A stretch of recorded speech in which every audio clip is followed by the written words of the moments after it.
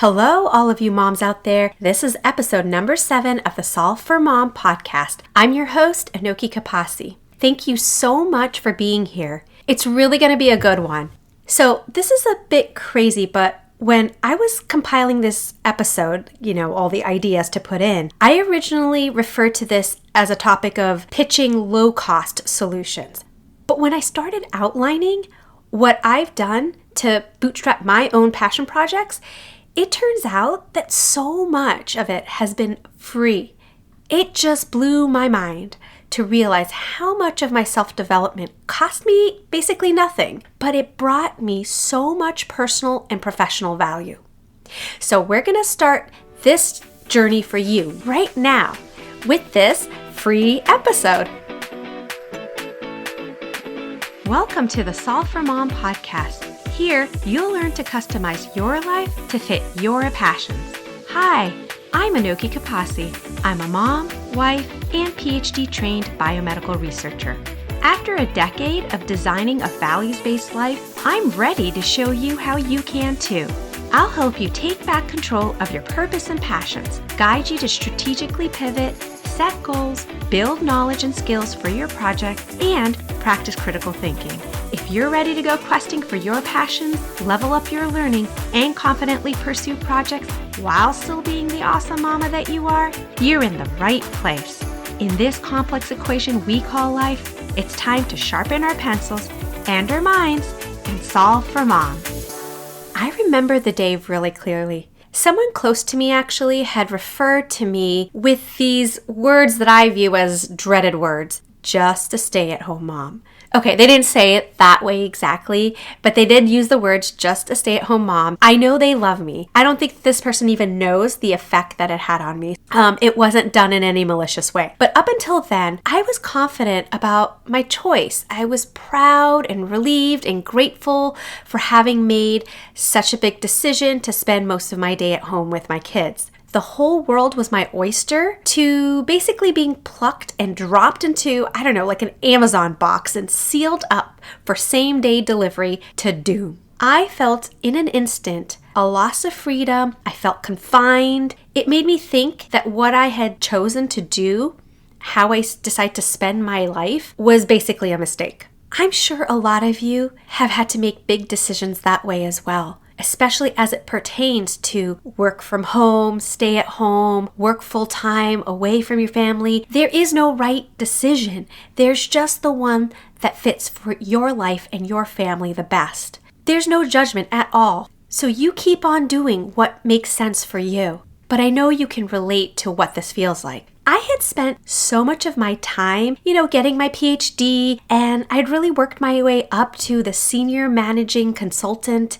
I was proud to be bringing in an independent source of income for my family, but I had wrapped so much of my identity and self-worth into this label. That person to me was worth investing in, with continuing education and workshops and spending money on. And until that point, I had never really done the same thing with my work as a mother. So after pulling myself out of that box of doom, I started asking myself some sensible questions. Where do I derive my self-worth from? Do what I do now count as work? What work do I do? What services do I offer and to whom? Is my new personhood worth investing in as well? I didn't understand my value in the context of my new role. Maybe you found yourself in that position too. I didn't understand my purpose. I hadn't set any short-term and long-term goals.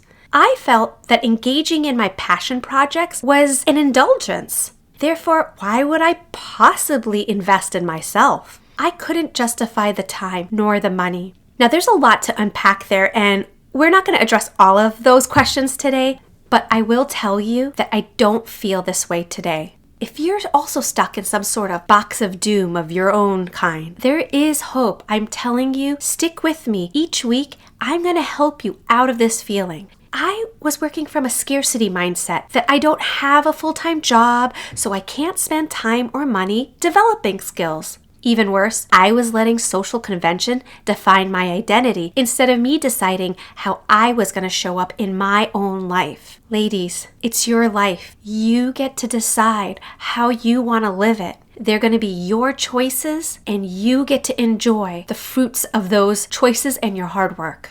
Labeling has its time and place, especially when it serves to identify commonalities and it unites us and it provides clarity. But don't let it be a limiting feature in your life. When you take on a critical thinking stance, something that I am fully committed to teaching you guys, you will have to make sure that you're not labeling people, including yourself. You don't want to do it in a way that hides other important and relative features or causes us to prejudice people's interests, your interests. Anytime you hear yourself saying can't, just see what happens when you change it to can.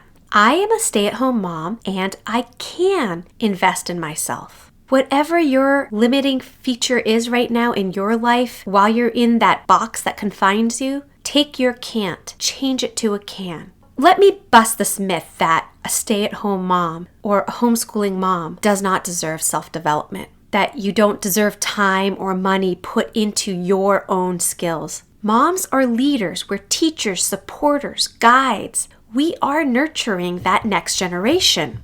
We as moms need to live our fullest selves because we're the models for our children. And when we do that, they too in turn can reach their fullest potential.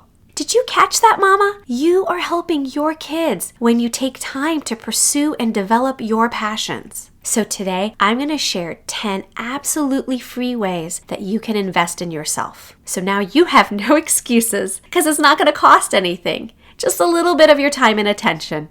So the first two solutions have to do with clearing your mind, getting the right mindset. You need some time to yourself for this because it's about mental and emotional regulation and stimulating your senses. I promise it won't take too much time, but it's worth trying every day. If you're anything like me, sometimes when I really mean business and I need to get to work, I have to clear off my desk and make it nice and organized or clean up the kitchen before I start cooking. We're doing the same thing, but for our minds. It really sets the stage for getting in a working zone. You know how they say the state of your house is a reflection of the state of your mind? Well, this is literally decluttering your mind. It's going to free your mind to do these things for yourself. The first one is to meditate. I love this because it really doesn't take that much time and it's so powerful. I meditate at night. I take my shower, I rub on some essential oils, it just livens up my senses, and before I crawl into bed, I give myself some time to meditate. Sometimes I do it to take a break between late night work. It really helps my emotions to calm down, especially when I'm frustrated or angry. I just start breathing deeply and then I give myself even 2 minutes to meditate. Really changes my outlook. I love the first 5 minutes after I meditate because I start noticing things that I completely did not pay attention to before. Like I remember one time I had finished meditating and I was at my office desk and I looked around and all of a sudden I noticed this amazing Lego construction that my child was in the middle of building. Earlier, I kind of knew it was around and I just kept thinking, oh, what clutter. This time when I was looking at it, I was thinking, how beautiful, how imaginative, how amazing are my kids? The next solution is to walk or run or just move your body. Now, in my experience, this is 100% effective. And I know we all work differently, so find the right movement for you. But for me, when I go run, the first 10 minutes, my head starts running through the recent series of events that have happened, just kind of like replaying all of it a little bit and fast forward. And then the next 10 minutes, I start putting that all aside and I start noticing my surroundings. And that's why I love running outside. I look at the beautiful buildings. I live in a historic town, so it's gorgeous. Every season has its charm, so I notice a lot of things in nature. And then the rest of the run, I'm kind of pushed and tuckered out. And so I really just end up focusing on making the next step in my run. I'm literally thinking of nothing. I'm just step, step, run, run. And I like to change it up. Sometimes I walk, sometimes I run. I do other things too.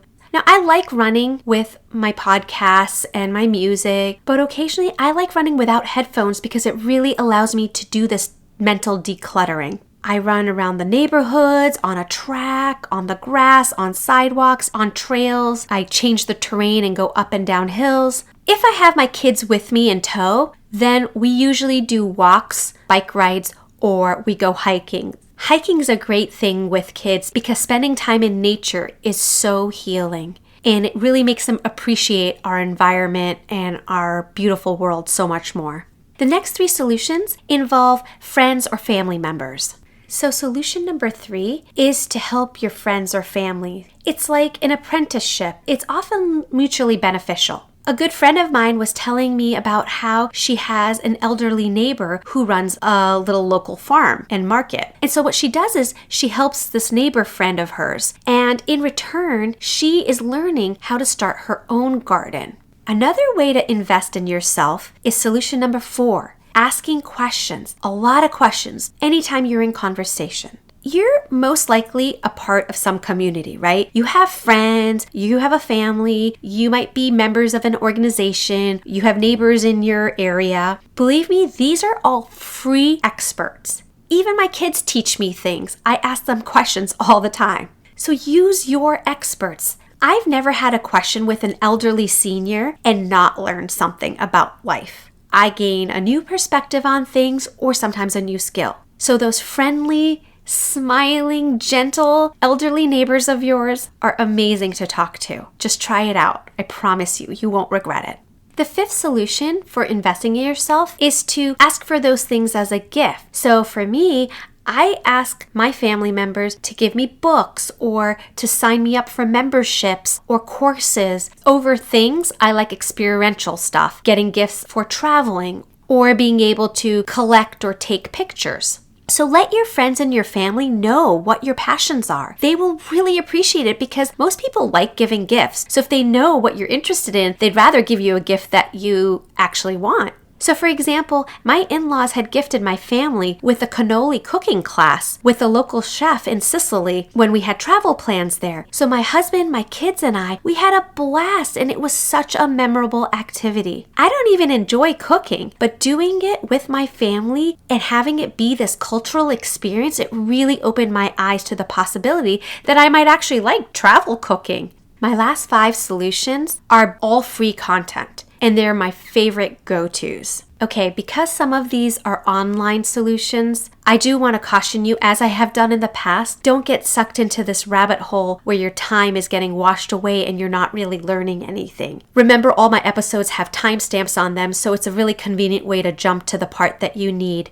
The problem used to be that when I would learn something off of free content, I would listen and think how wonderful, I want to use this, I want to do that. And then I would forget about it in the future. It was very transient knowledge, and I felt like I was learning something at the time, but then I could never put it to use when I needed it. Maybe that happens to you, especially in podcasts where we like to multitask when we listen. And that's why sometimes I ask you to stop and take notes when you're listening to my show. And I want you to specifically notice that I'm not mentioning social media as part of this educational self-development. But I do rely on these a lot for almost all of my passion projects. It's very tactical and focused. I use these tools to fill in the gaps or to get started or for inspiration. These free sources of information are a way to get a sneak peek at what a final project outcome could look like. I learn how-tos, I learn how to avoid pitfalls, I identify resources, and I get a sense of the pricing.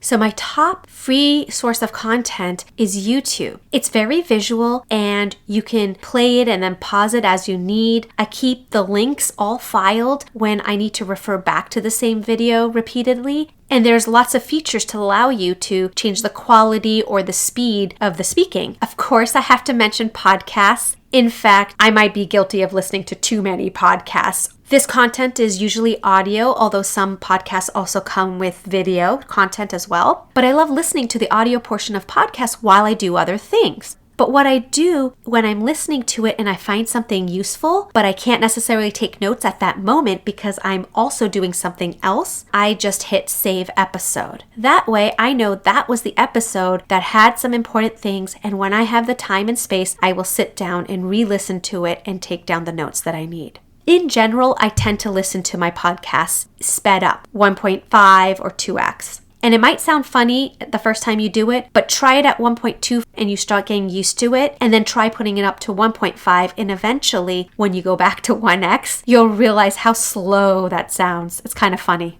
The reason I've brought up speeding up the audio for YouTube or podcasts is just because it's a time-saving technique. And then my favorite way to consume information are through books. And I usually use library books. I'm a text-based learner, and so when I see things written down, it just makes so much sense to me rather than just hearing it. Now, I know we all have different learning styles. Please come back to me. Tell me what your learning style is. I'll make sure to incorporate resources or methodologies that can enhance that kind of learning style. But I also use a very specific note-taking system when I'm reading nonfiction stuff and I'm using it for self-development. And that's something I will eventually share with you too. Oftentimes I learn about books through recommendations that are made in podcasts or when I'm talking to others. And sometimes I just go into a bookstore or a library and I scan the shelving and see books that seem interesting to me. So if I'm going to give you any homework this week, it would be to walk into a library and to a bookstore and just start scanning and start looking at pictures and flipping through books and see what looks interesting to you. Maybe you want to learn about that more, and maybe that's something that you might want to develop. It could be part of your next passion project. Give yourself that gift of letting yourself be interested in something, and then after you find that interest, giving yourself the opportunity to develop that skill. The ninth solution as a low cost or free way of self-development are what are called MOOC. They are massive open online courses. Now, you may already be using them for your professional development. I think one of the biggest players in this area is edX. I have audited so many edX courses and learned so many things. Sometimes I take the whole course. Sometimes I just watch or listen and take notes on a certain portion. I've done this for professional reasons, and I've also done this for my own personal interests. There's edX and Coursera. You can also do OutSchool, which is pretty inexpensive. There are LinkedIn courses. There's so many free webinars. When you find newsletters that you get onto these groups that you follow, often they'll send replays. I learn about so many things through these online courses.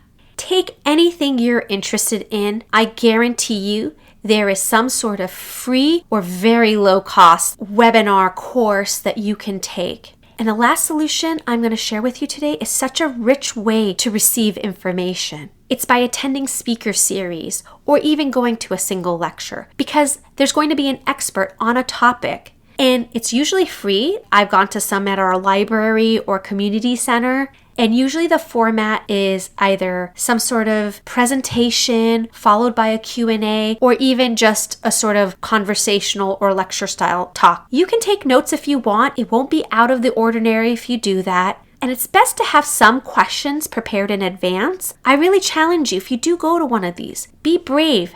Ask a question. I'm sure other people are thinking the same thing as you, and they're going to be very relieved when you ask your question. Make it a date night. Go off and listen to some smart person talk about some really cool subject. I used it to get inspiration. I also like to hear how eloquent people can be and how comfortable they can get in front of a large group situation. Okay, I shared 10 things for how you can invest in yourself. They were low cost, and most of them were actually free. So we can do this. You can do this. You are worth it. Now, there's too many for you to try at once. So I'm going to list them for you, but really just pick one and try to use it to your advantage. And then tell me, which one did you try? How has it benefited you in your passion project journey? I'd really love to hear from you. I'm reachable at hello@solveformom.com. I read every email and I would love to hear from you. So to recap, we first talked about a mindset shift where when you find yourself saying can't a lot, to see what happens when you change that to can. And then the 10 solutions were meditation, walking or running, or, replace that with whatever physical movement works for you. And then strategy 3 is to help your friends or family and using it as a way to practice your skill. Getting into conversations and asking questions. 5, receiving the things that you want to learn as gifts. 6, exploring lessons on YouTube. 7, on podcasts. 8, in books. And 9, on online courses. And then the final one was to attend a speaker series or lecture. You don't have to memorize all of it. My podcast is here to stay. Go back, find the timestamp. Just listen to whatever part really works for you on any given week. And remember, cost is out of the equation here. So look, if it's finding time for yourself that's really stopping you at this point, then start with something as short as the 2-minute meditation, okay? It doesn't really help you to have this list if you're not going to use it and you're not going to try these things out that we're discussing. It might be nerve-wracking to ask a stranger questions, right? But the more you practice, the richer each interaction is going to get. There really is a gold mine, guys, of free, quality information out there. I want you to be able to use them. Think of it this way. What have you got to lose? So going back to my vision statement, you are modeling for your kids, right? They need you to be strong. And when you develop yourself in any aspect, you are making yourself a stronger model for your kids as they develop. Those are simple things that you can master, and they will have a profound effect on the way your kids see you. I've been officially podcasting for over a month now. I just can't believe it. So if you want more episodes like this one, please add a 5-star rating and put in a review. It really does help with the visibility of the show. Thanks again, guys, and I hope to see you next week. I hope today's episode will help you pursue your next passion project. If you enjoy this show, please subscribe and tell other ambitious mamas about it. Who knows, you might even make a new friend by sharing a tip. It's all free. By the way, it would be amazing to hear what you think about the show when you leave a review in Apple Podcasts. After all, my passion is to make this a great experience for you. Thank you for making my show a part of your day. I hope you join me next week for another episode of the Solve for Mom podcast with Anoki Kapasi.